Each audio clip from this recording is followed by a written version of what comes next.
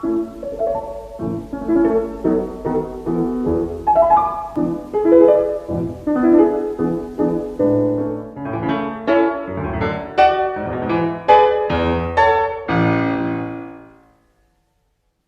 estamos começando a partir de agora mais um Impressões e hoje um programa muito especial destinado a falar sobre literatura principalmente. Nós estamos recebendo aqui na TV Assembleia o publicitário e editor Carlos Roberto de Oliveira, ele que é responsável pela editora Patmos. Carlos, seja bem-vindo ao Impressões. Muito obrigado, eu é que fico feliz e satisfeito em ter sido entrevistado por você, a quem eu conheço de muitos anos, e pela TV Assembleia, que cumpre um papel muito importante, muito interessante na comunicação com o cidadão. Nós começamos sempre o programa fazendo um relato sobre a vida do entrevistado. E você tem muita história para contar, Carlos. Passou pelo marketing político, foi publicitário também, ainda é, e editor. Como é que foi que começou o teu interesse pela publicidade, pelas artes, pela comunicação?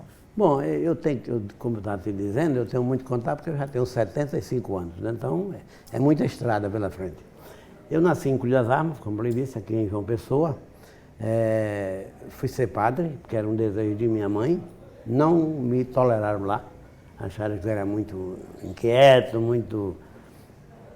E você tolerou o seminário? Então, eu tolerei, eu gostava. Só que, para a época, eu não daria. Eu daria hoje, que os padres têm mais liberdade, os padres têm mais autonomia, há uma tolerância maior da igreja em função dos costumes, da maneira de se expressar, maneira de cantar. Hoje o padre é popstar, não sei o quê. Naquela época não, era tipo monge, trancado dentro do seminário. E eu não me adaptei a isso aí. Deixei, fui ser professor de português no colégio estadual, por muitos anos. Depois fui o primeiro cursinho aqui para vestibular, eu participei como um dos fundadores. E despertou em mim a vocação pelo jornalismo, um jornalzinho que tinha na festa das Hortênsias em Cruz das Armas.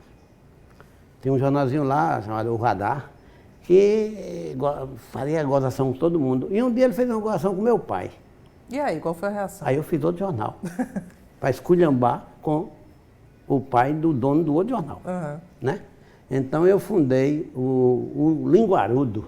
E esse Linguarudo criou-se assim, uma guerra muito grande na festa das Hortênsias, em Cruz das Armas, porque aí eram dois grupos. Um fazia crise, quando eu digo esculhambar, era no sentido de sátira, no sentido de brincadeira. Por exemplo, meu pai era guarda estadual. Qual é o tipo de guarda municipal hoje? Então ele dizia assim, enquanto fulano de tal estraga, não sei o quê, Afonso guarda, sabe? Essas brincadeiras assim, mas tinha outras um pouco mais pesadas. E aí eu fui para o Revide, fiz esse jornal e gostei do jornalismo. Entrei em um jornal chamado A Notícia, que era um jornal do PSD, apoiando João Goulart. E como meu pai, Afonso Barbosa, era cabo eleitoral em Cruz das Armas, ele conseguiu com o senador Rui Carneiro, que era o dono do jornal, que eu fosse revisor. Eu entrei revisor de manhã e de noite saí como redator. Porque quando o Dulcídio Moreira viu a minha redação, disse, não vou estragar você como revisor, não. Você vai ser repórter. E a primeira reportagem que eu fiz aqui no Palácio da Redenção, muito próximo, ele não me deu nenhuma instrução, era a primeira reportagem que eu ia. Você aprendeu fazendo? Fui. Então, quando eu cheguei em Cruz das Armas para botar um paletó num táxi, que eu nunca tinha andado de táxi. Já tinha vestido paletó também? Não, paletó tinha em casa. Ah, sim. Que minha mãe tinha feito para outras... E lá o pessoal ficou admirado de eu chegar de táxi. Cheguei de táxi, a rua toda veio saber o que é que tinha acontecido, inclusive minha mãe. E de lá eu vim direto para o palácio. O chefe da imprensa era José Otávio, de Arruda Melo, e o jornalista Severino Ramos, Gonzaga Rodrigues, Euripides Gadelha, enfim, as pessoas da chamada velha guarda. E grandes nomes, né? Hein? Grandes nomes. Eu escutei a entrevista do governador Pedro Gondim, não disseram nada, eu fiz a reportagem. Como evidentemente ele só falou a favor dele, a minha reportagem também era só a favor. E o jornal tinha sido criado contra ele. O Dulcídio Moreira publicou como eu escrevi, deu manchete do jornal e o jornal fechou. Só saiu essa vez. Entendeu? E como é que foi que você se sentiu depois desse Eu achei engraçado aquilo, porque não me disseram nada. Não disseram assim, é para criticar, é para fazer isso, não. Eu fui para ali, para o Palácio, nós estamos pertinho, né, aqui do Palácio. Fiz a reportagem conforme o governador falava. Ele só falava a favor dele, é evidente. E aquele jornalista que estava ali também, a maioria perguntando coisa boa, né? E eu lá, quando eu botei exatamente como estava, entreguei para o diretor do jornal. Ele não disse nada e publicou na manchete. Pedro Gondim traz 500 milhões de não sei de que, de cruzeiro naquela época, para Paraíba. No dia seguinte eu estava tomando café aqui no Ponto Sem Réis, fui pegado pela gola para o Antônio Boto de Menezes e para o José Fernando de Lima, foi presidente da Assembleia. Sim. E eles disseram, você traiu. Eu digo, eu o quê? Traiu o quê? Não, era para ser contra, você estou a favor, quer dizer... A informação chegou um pouco tardiamente, né? O que é que aconteceu? O jornal fechou, só saiu um número histórico. Esse jornal, que eu voltei para ele, depois eles reconheceram que eu não tinha nada, eles abriram o jornal, foi fechado de novo. Mas não foi por uma matéria sua? Pelo né? Exército. Ah, sim. Em 64. Aí eu era diretor. Quando eu, no dia 31 de março, eu vim tomar café aqui no Ponto Sem Réis, tinha um café do Madruga, aí tinha muito soldado. Eu disse, o que esse povo está fazendo aí, rapaz? Aí o Madruga disse, você não sabe não, é revolução. Eu disse, que é revolução? Isso é revolução. Liga o rádio. Eu não tomei nenhum café, voltei pro jornal, liguei o rádio, estava Abelardo Jurema, o velho, né, o ministro da Justiça, falando, dizendo que João Goulart estava ganhando de goleada, 7-1, como a Alemanha fez. Ia derrotar todo mundo. Mentira, Jango já estava viajando para o Uruguai. Eu fui nas águas de Abelardo, publiquei isso, no dia seguinte o Exército me prendeu e fechou o jornal. Era muito difícil nessa época fazer jornalismo, né? Então, eu saí, felizmente que eu tinha uns antecedentes bons e fiquei só na chamada lá no 15RI, não fiquei naquele porãozinho lá. E o jornal fechou. Aí, esse jornal, a notícia é muito interessante. A partir daí, tomei gosto pelo jornal, fui chamado para o Correio da Paraíba e um dia fiz um curso ali na General Osório de marketing. Sim. Aí o cara me provou a diferença entre Leite Glória e Leite Ninho. Que o Leite Glória era igual a Leite Ninho, mas não vendia porque não tinha propaganda suficiente para convencer as donas de casa. Só quem vendia era o Leite Ninho, que era verdade. Eu achei aquilo interessante. Aí sabe o negócio? Eu vou fazer isso com os políticos. E aí você enveredou pelo marketing político? Enveredei pelo marketing político. E a partir daí entrei, trabalhei desde esses anos na Paraíba, em Pernambuco, em Sergipe, em São Paulo. Aí eu vou dizer... Chegou a trabalhar com o Maluf? Eu, na presidencial, para presidente em 89. E como foi essa experiência de trabalhar com o Maluf? Ele já tinha aquela fama negativa? negativa? O resto não, aí eu perco o embalo. Tá certo, claro. Bolívia, Equador, Argentina e Venezuela. E com o Hugo Chávez eu trabalhei. Também. Então, eu trabalhei com o Paulo Maluf, para responder a sua. Sim. Foi interessante, muito interessante. O Maluf me conhecia porque ele tinha um negócio de distribuir medalha com os governadores. E o Jornal do Brasil, principalmente, criticava isso, absurdo, distribuir medalha. E aí ele fez uma ponte comigo, através de um camarada, não sabia para quê, e começou a me balançar, sabe? A me chaleirar, tal, etc, etc. Era para eu convencer Tarcísio Buriti a receber a medalha, que era um dos governadores biônicos da época, como Maluf também era biônico. Entendeu? Então, a coisa ia bem até que um dia, Madruguinha, que foi presidente da Assembleia também, botou terra. Disse, o governador não vai receber isso não, o senhor vai... Fica muito ruim para o senhor. Ele não foi, e Maluf ficou meio chateado comigo, pensando que eu não tinha feito um esforço total. Posteriormente, indo a São Paulo, ele perguntou porque o governador Buriti tinha tanta cobertura na imprensa. Eu disse, ele simplesmente que eu vivia lá no Rio, botando nota para ele. Ele disse, não, que eu tenho 17 assessores e não tenho o mesmo rendimento junto à imprensa que o governador da Paraíba tem. Nessa conversa, ficamos amigos. Ele veio aqui a Paraíba, me deu uns abraços, até foto e tal.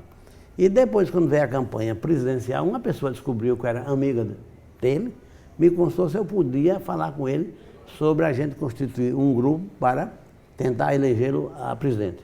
Eu falei com ele, isso é ótimo. Aí eu me juntei a Nelson Biondi, a Hélio Gasper, não sei se você se lembra, Gasper, da Televisão Globo, e a Carlos Brickman e a Ronald Kuntz. Fizemos um grupo e trabalhamos para a campanha dele.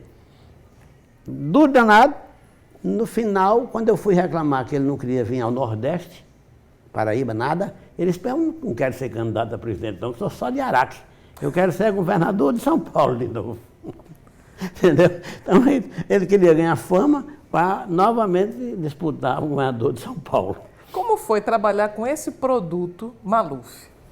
Olha, é um produto, eu diria assim, tem um mito em cima dele. É o mito de que ele se lembra de tudo, sabe de tudo e não sei o que. Ele tem uma memória muito boa.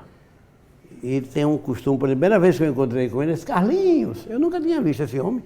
Ele já ia me chamando de Carlinhos. Ele faz isso com todo mundo, porque ele tem um assessor junto dele, ou 2 ou 3 que vão assim junto dele. Aí quando sopra. Vai falar com você, ele faz, Ana Carvalho. Aí ele fala, ô Aninha, sabe? Desse estilo. Ele tem esse estilo. Mas, do ponto de vista, ele é muito imperativo. Ele aceita pouca sugestão. Entendeu? Pelo menos nesse tempo que eu trabalhei com ele. Uma vez eu fui levar uma ideia para ele. Ele disse, eu só aceito se me der 2 milhões de votos. Era para presidente da República. Nenhuma ideia que gere menos de 2 milhões de votos, eu não escuto.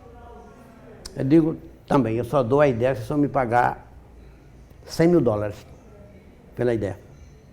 Aí nem eu dei a ideia, nem ele ouviu. Sabe como é? A gente ficou empate.